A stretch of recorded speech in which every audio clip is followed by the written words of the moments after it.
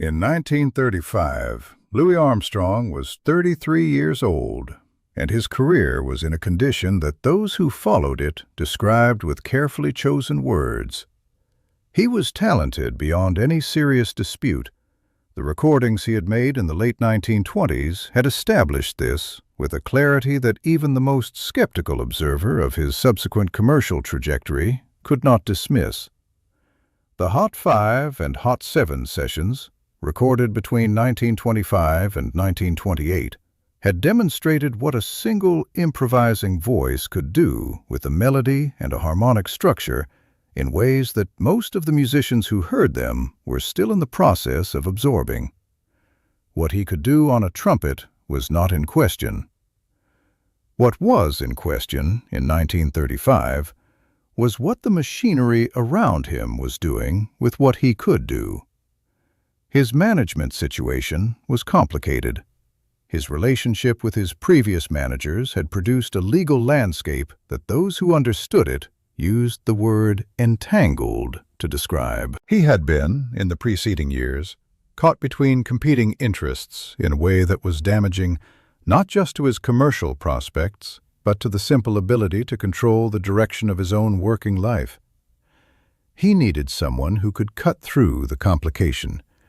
He needed someone who understood the specific landscape of the American entertainment industry, its networks, its negotiations, its informal economies, well enough to protect a career from the people who were trying to benefit from it without contributing to it.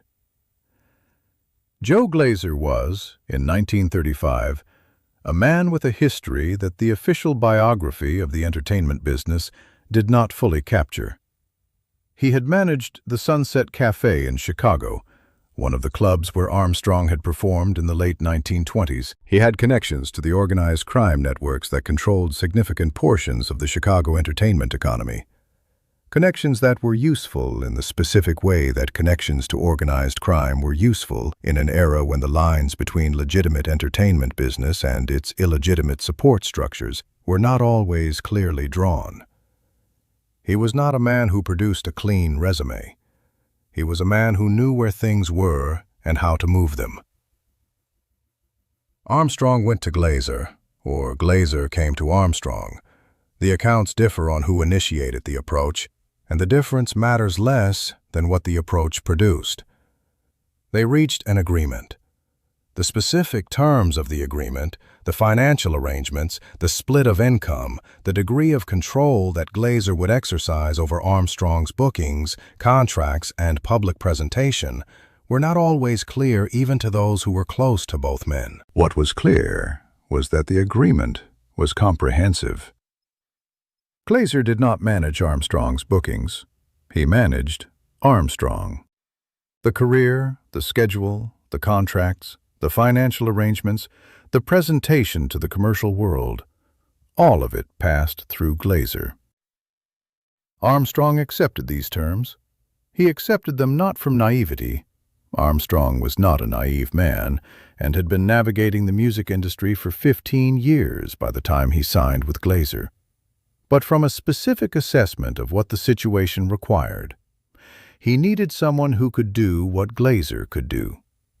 He needed someone who understood the landscape well enough to protect him from the people who were exploiting it at his expense. Glaser could do these things. The price of having them done was the terms of the agreement.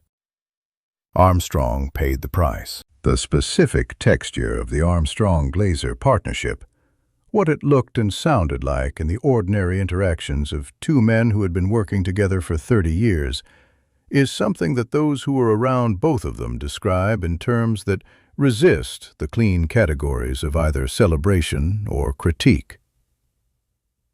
Glaser could be difficult. He was a man formed by the specific environments of Chicago in the 1920s and the American entertainment business in the 1930s.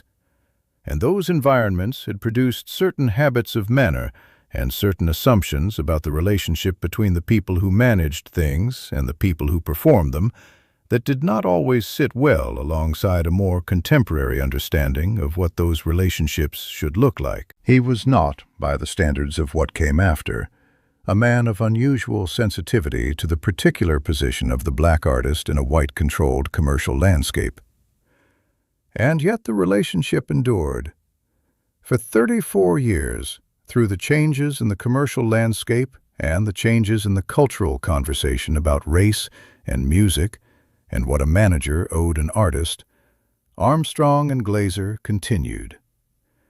The endurance was not simply inertia. Armstrong could have left, had reasons at various points to consider leaving, and chose not to. The choice was his, made with his own clear sense of what the partnership had given him, and what it had cost him, and what the alternative arrangements available to him were likely to produce. Those who knew Armstrong well in the later years of the partnership, in the 1960s, when the cultural landscape was changing rapidly, and the specific arrangements that the Armstrong-Glaser partnership had been built on were being re-examined in the light of new expectations, describe a man who held a genuinely complicated view of what the relationship was. He knew Glaser's limitations. He knew the terms of the arrangement and what those terms meant for his financial life.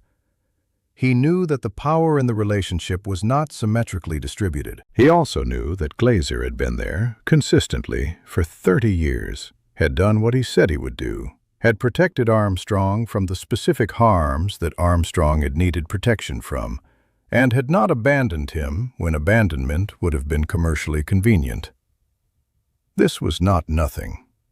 In the specific world that Armstrong had been navigating since the 1920s, the world of the American music industry, with all its racial architecture and its informal economies and its networks of exploitation and its occasional genuine partnerships, the person who stayed for 30 years and did what they said they would do was not common. Glaser had stayed, whatever the financial terms, whatever the power arrangement, whatever the specific costs of the way the thing was structured, he had stayed. Armstrong called him his best friend. People who heard him say this in the context of what they knew about the arrangement found it complicated. Armstrong, who was a man of genuine and precise intelligence about the things that mattered to him, did not find it complicated. He meant it. Which does not mean the relationship was not complicated. It means that the complication was something he had incorporated into his understanding of the friendship, and that the friendship remained the friendship despite the complication. What the partnership between Louis Armstrong and Joe Glaser looked like from the outside, across the 34 years of its duration, was the most commercially successful extended collaboration between an artist and a manager in the history of jazz, and one of the most successful in the history of American popular entertainment more broadly. Glaser was good at what he did. This is the fact that complicates any simple accounting of the relationship. He was genuinely skilled at the specific work of placing a musician of Armstrong's stature in the commercial landscape in ways that maximized both income and exposure. He negotiated well. He understood the booking agencies and the venues and the networks of relationship that determined which opportunities were available and which were not.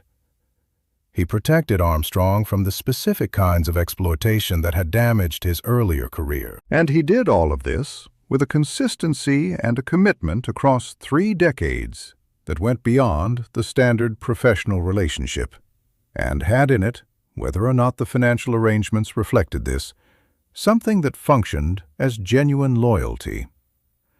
Armstrong, for his part, was not unaware of the terms he was operating under.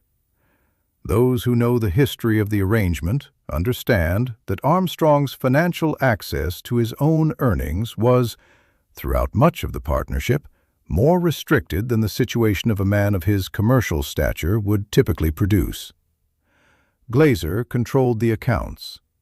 Glaser managed the contracts. The specific arrangements were complex enough that Armstrong's biographers have, in the decades since both men's deaths, worked to reconstruct exactly how much money passed through the partnership and how it was distributed. Armstrong did not speak about this publicly. in the way that he did not speak publicly about most of the things in his private life that were complicated. He spoke about Glaser with warmth. He spoke about him as the person who had made his career possible, who had navigated the landscape on his behalf, who had dealt with the parts of the music business that Armstrong found distasteful and unproductive. He said that Glaser had given him the freedom to simply play music without having to manage everything around it. Whether this freedom was the freedom Armstrong thought it was, whether the arrangement that relieved him of the burden of managing his own commercial affairs was, at a structural level, also an arrangement that limited his ability to exercise control over what those affairs produced, is a question that those who have written about the partnership disagree about. The answer is probably both. It was genuinely a relief, and it was genuinely a constraint, and Armstrong held both of these things simultaneously in the way that people hold the complicated truths of relationships that are too important to them to reduce to a simple verdict. What is clear is that Glaser worked. The career that the partnership produced was, by the measure of what became possible for a black jazz musician in mid-century America, extraordinary. Armstrong performed at the highest levels of the commercial entertainment world for decades. He was on television. He was on radio. He was in films. He was playing concerts in Europe and Africa and Asia and the Caribbean. The reach that Glaser helped create was real. And what Armstrong could do with that reach, what he brought to every room the partnership placed him in, was real. The machinery served the music, whatever the terms of the machinery. Joe Glaser had a stroke in May of 1969. He died on June 6, 1969. Louis Armstrong was 67 years old and had known Glaser for 34 years. More than half of his own life, more than the entirety of the commercial career that had made him who the world knew him to be. Armstrong wept when he heard the news. Those who were with him described the grief as genuine and complete in a way that was unusual, not the contained sadness that Armstrong typically expressed about loss, which was real but private, and managed in the way that very private people manage very private feelings, but something more open, more fully expressed, more like the grief of someone for whom the loss was not simply the loss of a professional partner, but of a person who had been, in some important way, the architecture of a life. The grief was noted at the time, and has been noted since, by those who write about the Armstrong-Glaser relationship, because it seemed to settle, in a way that the preceding decades of complicated analysis of the partnership could not settle, the question of what the relationship actually was to Armstrong. Whatever the financial arrangements, whatever the power dynamics, whatever the costs of the specific terms under which 34 years of joint work had been conducted, Armstrong wept for Glaser the way a person weeps for someone whose loss leaves a hole in the world that cannot be filled by the correct analysis of the relationship that preceded it. In the months and years after Glaser's death, Armstrong continued, he had the heart to continue, in the face of his own declining health, until the February evening in 1971 that was his last concert. But those who knew him in that period noted that something was different. Not in the music, which remained fully itself. In the architecture around it. The person who had managed that architecture for 34 years was gone, and the absence had a specific weight that Armstrong felt and did not explain. What the Armstrong-Glaser partnership reveals about Armstrong, about the specific shape of his intelligence and his understanding of his own situation, is something that resists the clean verdicts that the available categories invite. He was not exploited in the simple sense of a person who didn't know the terms of what was happening to them. He was a man who had assessed a complicated situation and made a complicated choice, and who had renewed that choice across 34 years, not from inertia, but from a continuing judgment that this specific arrangement, with its specific costs and its specific returns, was the one that allowed him to do what he most needed to do: play music, reach audiences, continue. The jazz world of the 1950s and 1960s had a simple verdict about Glaser: that he was a white man who controlled a black artist's career and benefited from that control in ways that the artist did not fully share in. This was not wrong. It was also not complete. Armstrong's own verdict, expressed not in a public statement, but in 34 years of continued partnership, and in the grief of June 1969, was more complex and more resistant to the available categories than the simple verdict allowed. For 34 years, one man ran the machinery that turned Louis Armstrong's talent into a career. Armstrong called him his best friend. When Glaser died, Armstrong wept in a way that settled the question of what he had meant by that. Not perfectly, not cleanly, the way complicated things are settled, incompletely, with the understanding that the full accounting will never be finished. But with enough clarity that those who heard about the grief understood something that the analysis had not quite reached, that the relationship had been real. Whatever else it had been real.